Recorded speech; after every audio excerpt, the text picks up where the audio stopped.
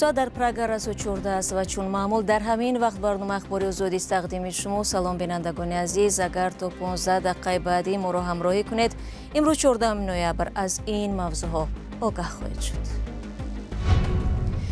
نیروهای امنیتی سنت پتربورگ ادعا دارند مهاجرانی را بازداشت نمودند که با اسناد قلبکی افسر پلیس به غارتگری و آدمربایی مشغول بودند.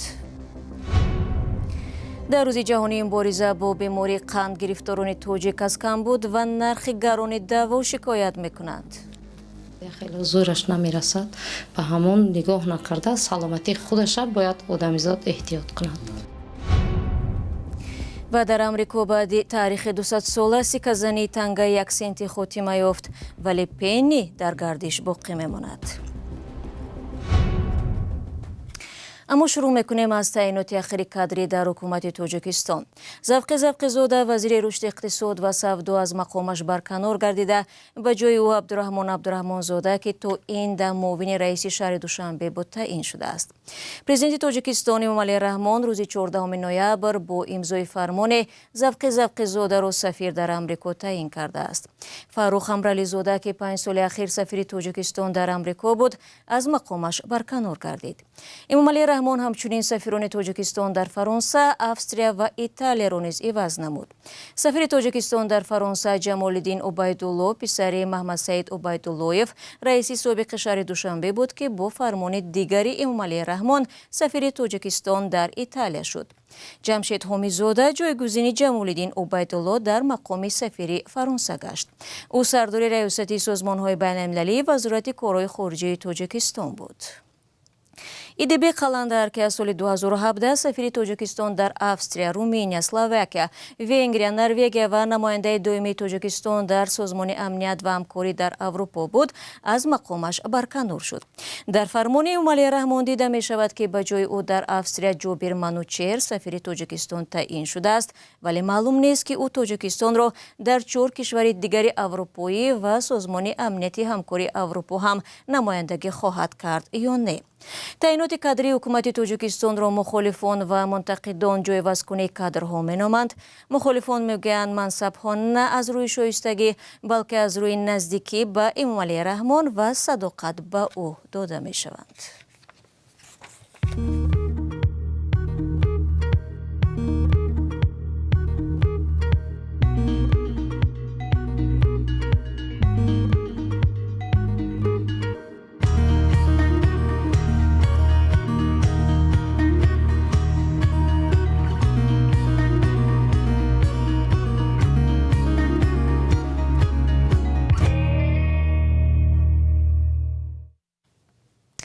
ریاست خدمات امنیتی فدرالی در سنت پتربورگ روز 14 نوامبر از بازداشت گروهی از زادگان آسیای مرکزی خبر داده است که به صادر کردن جنایت‌های وزنین متهم می‌گردند.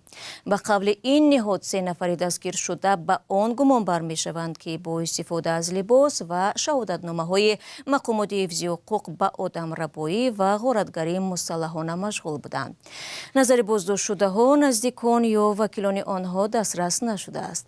در خبرنامه آمده از گمانبر شدگان از ماه نوامبر سال 2024 تا فوریه سال 2025 خود را کارمندان پلیس معرفی نموده از ساکنان سنت پتربورگ تمجیدی و یا آنها را غارت کردند. که نیروهای امنیتی نشر نمودند لحظه بازداشت گمانبران و گویا مصادره حجت‌ها و سلاح نشان داده می شود. کمیته تفتیشاتی روسیه به ضد این گمانبران از روی ماده‌های مربوط به آدمربایی و غارتگری پرونده جنایی باز نموده است. بیانیه‌های خدمات امنیتی فدرالی و نهادهای دیگر انتظامی روسیه در مورد خارجیان و مهاجران اکثراً شبهه برانگیز بودند و امکانی سنجش مستقلانه معلومات آنها برای رادیو آزادی دسترس نیست. در همین حال وزیر کارهای داخلی روسیه ولادیمیر کالاکولتسف دستور داد که نظارت از بالای شهروندان خارجی در منطقه روسیه پرزور گردد. در این باره او دیروز ضمن معرفی رهبران نوی ریاست‌های منطقوی وزارت تحت رهبریش بیان داشت و از جمله تاکید کرده از خارجیانی که به روسیه می‌آیند نباید به نظارت بمانند. در عکس حال آنها نمی‌توانند باعث تشنج اجتماعی و نزاع‌های بین‌المللی شوند. رو می‌آوریم به موضوعهای دیگر. همه سال 14 نوامبر در جهان همچون روز آگاهی از دیابت قند یاد می شود. مقامات میگویند وضع گرفتاری به این بیماری در تاجیکستان تشویش‌آور باقی میماند. خود بیماران گفتند از یک سو گاهی برای پیدا کردن دارو و درمان ضروری مشکل کشند، از طرف دیگر مناسبت جامعه نیز در نسبت آنها یکسان نیست. چون و چرای این موضوع رو همکارانم براد یوسفی و علیشیر ظریفی در دوشنبه پیگیری کردند.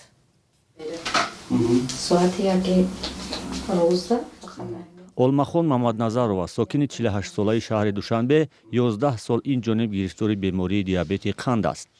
барои табобат соли як бор дар бемористон бистарӣ мешавад.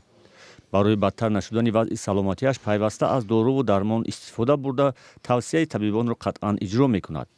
атрофиён ва ҳамкоронаш дар идораи ҳифзи иҷтимоии ноҳияи шоҳмансур аз бемории ӯ огаҳ буда дар сурати зарурат барояш кӯмак мерасонанд. дар як ҷо мешинем як баъзен вақт чой менӯшем бо ҳамкорон, бо хона, оилаам, бо фарзандом.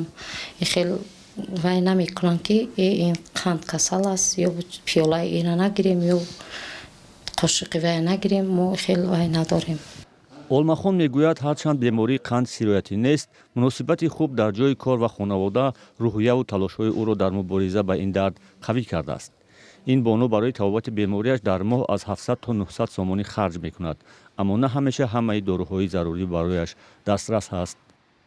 доруҳои ҳозир қанд ҳама дору қиматанд. барои ҳамин одамизод ки вақте ки мехоҳад ки саломатии худаша маблағи хел одам мерасад, зӯраш мерасад, я хело зӯраш намерасад, ба ҳамон нигоҳ накарда саломатии худаша бояд одамизод эҳтиёт кунад. бархи беморони қанд аз мушоҳидаҳои худ нақл мекунанд ки бархурди ҷомеа бо ин гурӯҳи беморон на ҳамеша хуб аст.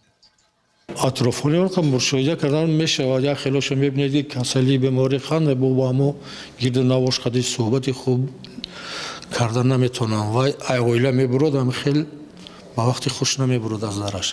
вақте ки оила ба вақти хуш мебурад гирда атрофҳам беморое бинед, қати вай суҳбат карда бо вақти хуш бо забони ширин суҳбат кунед, агар ҳамо беморам аз шумо хулосаи худшо мебурад ки асабӣ нашаваду ки корҳои чида наравад.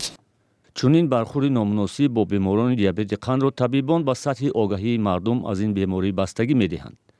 пизишк Амриддин Абдураҳмонов мегӯяд, ҳамеша хӯрдани ғизои нодуруст, фарбеҳӣ, бемориҳои сироятӣ, афсурдагии равонӣ, бемориҳои ғадуди зери меъда метавонанд касро ба бемории қанд расонанд. ба қавли ӯ, пас аз пандемияи COVID-19 шумораи гирифторони диабети қанд дар тамоми ҷаҳон, аз ҷумла дар Тоҷикистон низ бо суръат афзоиш ёфтааст. ба 81 қариб 82 ҳазор нафар расидааст. яъне теъдоди ин беморӣ нисбати соли 2024 имсол ҳам зиёд шуда истодааст ба қайдгирӣ. ин ҳам аз ҳисоби яъне мутахассисони соҳаи эндокринология, тибҳои оилавӣ ва табибони эндокринолог, яъне гузарондани скрининг ва муоинаҳои профилактикиро, яъне ки зиёд кардан барои зиёд ба роҳ мондан, ин яке аз шаҳодат медиҳад ки яъне зиёд дарёфт кардани ин беморӣ аз ин ҳисоб ҳам зиёд шуданаш мумкин буд. пизишкон ҳушдор медиҳанд ки риоя накардани қоидаҳои тиббӣ ё табобати худсаронаи диабети қанд паёмадҳои марговар дорад, вале дар сурати иҷрои тавсияҳои табибон парҳезу истеъмоли саривақтии доруҳо бо диабети қанд ҳам умри инсон метавонад оддӣ гузарад. вазорати тандурустии Тоҷикистон барои мубориза ба диабети қанд чанд санаду барномаҳои махсус қабул намудааст, вале солҳои ахир вазъи гирифторӣ ба ин беморӣ ҳамону ташвишовар шумурда мешавад. аз ҷумла дар кишварҳои чун Тоҷикистон ки мушкили дастрасӣ ба хадамоти тиббӣ ё доруҳои зарурӣ борҳо аз забони беморону наздиконашон садо додааст. шумо барномаи ахбори радиои Озодиро тамошо доред. рӯзи чоршанбе 12 ноябр хазинадори Амрико барои охирин бор мошини сиказании тангаи 1 сентии Амрикоро фаъол намуд. ба қавли ҳукумати Иёлоти Муттаҳидаи Амрико, арзиши тавлиди ин танга ки бо номи пени маъруф аст, аз арзиши бозорӣ он наздик ба 4 баробар бештар шудааст. ҳамкорамон Хиромон Бақозода мегӯяд, пени дар гардиш боқӣ хоҳад монд. 3, 2, 1. дар Иёлоти Муттаҳидаи Амрико таърихи беш аз 2 асраи истеҳсоли тангаи 1 сентӣ ё пени расман ба поён расид. дар маросиме ки 12 ноябр дар корхонаи зарробии Филадельфия бо иштироки Брендан Бич хазинадори ҳукумати Амрико барпо шуд, хабарнигорон тавлиди охирин тангаҳои амрикоиро дар таърихи 232 солаи ин кишвар шоҳид шуданд. моҳи феврали имсол президент Доналд Трамп ба идораи хазинадорӣ амр дод ки истеҳсоли ба гуфтаи ӯ пурхарҷи пенниҳоро хотима диҳанд. дар пайи ин истифодабарандагони фаъоли пулҳои оҳанӣ, истгоҳҳои фурӯши сӯзишворӣ ва автоматҳои ширинию хӯрокҳои зудпас маҷбур дар пайи иваз кардани шеваи хадамот шуданд. мақомоти амрикоӣ ҳисоб карданд ки харҷи истеҳсоли як пенни дар 10 соли охир аз 1,42 то 3,69 сент афзоиш ёфта зиёновар шудааст. танҳо аз ҳисоби қатъи истеҳсоли пенни соле андоздиҳандаҳои амрикоӣ $56 миллион сарфа хоҳанд кард. ӯ гуфт ки ҳоло пенни бо арзиши $300 миллиард дар гардиш мебошад ва баъди қатъи истеҳсоли он ҳам истифодааш дар дасти мардум идома хоҳад кард. бо назардошти навшавӣ бо суръати ҳамёни амрикоиҳо, вазорати молия ва президент ба ин андешаанд ки идомаи истеҳсоли пенни барои ҷомеаи амрико дигар як амри зарурии молӣ намебошад. ҳукумати амрико пенниро соли 1793 ҷорӣ намуда, аз соли 1909 дар рӯи он акси президент Абраҳам Линколнро сикка заданд. барои сохтани ин тангаҳои хурд рӯҳ ва мис ба кор меравад. таҷрибаи дасткашӣ аз истеҳсоли тангаҳои хурдро дар давлатҳои дигаре мисли Канада, Австралия, Ирландия, Зеландияи нав ҳам роҳандозӣ карданд. дар кишвари аврупои Чехия соли 2008 баъди истифодаи 15-солаи хурдтарин сиккаҳои металлии 10, 20 ва 50 ҳеллери аз истифода он даст кашиданд, вале дар муомилаҳои бонкӣ ин арзиш ҳифз шуда, масалан агар маҳсулот 30 крону 50 ҳеллер нарх дорад, бо корти бонкӣ ҳамин пул ва бо пули нақд аз муштарӣ 31 крона гирифта мешавад.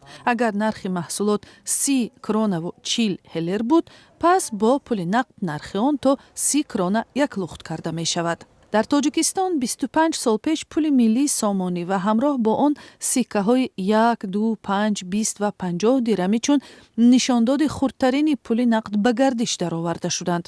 барои истеҳсоли дирҳамҳои тоҷикӣ аз пӯлоду мису латун истифода мекунанд, мегӯяд Бонки Миллӣ.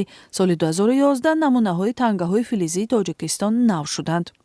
ҳамарӯза барои истифодаи нақлиёти мусофирбарӣ мисли автобусу троллейбусу ва микроавтобусҳо сокинони Тоҷикистон аз ҳамин тангаҳои хурд истифода мекунанд.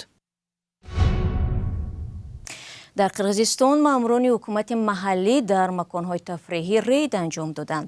ба соҳибкорон тавсия дода шуд ки пас аз соати 22:00 баста шаванд. сабаби расмии маҳдудиятҳо риояи қонуни хомӯшӣ ва истифодаи самараноки нерӯи барқ будааст. шаҳрдори Уш Ҷенишбек Токторбоев ҳам бастани клубҳои компютериро тақозо кардааст. ин масъул ваъда додааст дар акси ҳол интиқоли барқ ва оби онҳоро қатъ мекунад. дар Бишкек кормандони полис ва нозирони шаҳрӣ ҳатто ба маросимҳои оилавӣ дар тарабхонаҳо омада талаб карданд ки чорабиниро қатъ намоянд. ин рейдҳо баъд аз нашри мусоҳиба бо Қамчибек Тӯшиев, раиси Кумитаи давлатии амнияти миллии Қирғизистон дар шабакаҳои иҷтимоӣ оғоз гардид. ӯ изҳор дошт ки қонун дар бораи хомӯшӣ бояд ба таври қатъӣ риоя карда шавад ва ҳама ҷойҳои фароғатӣ бояд баъди соати 10 шаб баста шаванд. вай ваъда дод ки масъулони ҳукумати маҳаллӣ барои нақзи қонун ба ҷавобгарӣ кашида мешаванд. изҳороти Тошиев дар ҳоле садо дод ки мардум аз қатъи нерӯи барқ дар Қирғизистон эътироз мекунанд. дӯстони меҳрубон, дар ҳамин ҷо нашри барномаи ахбори озодӣ ба этмом мерасад. сипос ки то ин лаҳзаҳо бо мо будед. барои хабарҳои бештар лутфан сари бизанед ва сомонаи озодӣ.орг инчунин аз саҳифаҳои мо дар шабакаҳои иҷтимоӣ Instagram, Telegram ва TikTok-у Facebook истифода кунед. дар 2 рӯзи оянда сурати хуб дошта бошед азизон. худро эҳтиёт кунед ва худо нигаҳбон.